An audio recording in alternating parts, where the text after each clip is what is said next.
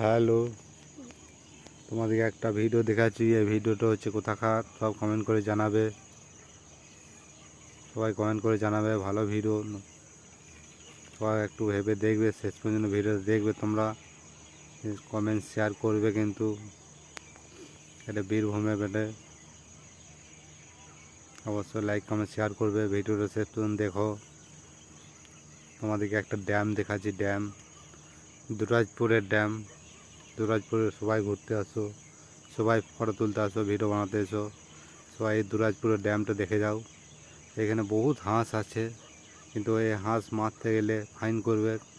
কোনো হাঁস সে মারা যাবে না। এইখানে বহুত হাঁস আছে, বড় বড় হাঁস আছে। সবাই দেখে যাবে এই ড্যামটাতে। দুরাজপুরের ড্যাম, দুরাজপুর বক্রেশ্বর ড্যাম। সবাই এসে দেখে যাবে, খুব ভালো জায়গা। সবাই ঘুরে এসে দেখে যাবে।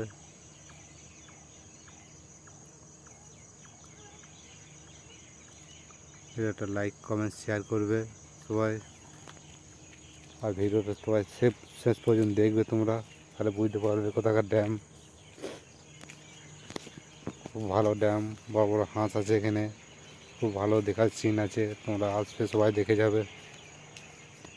ভিডিওটা শেষ পর্যন্ত দেখবে, লাইক কমেন্ট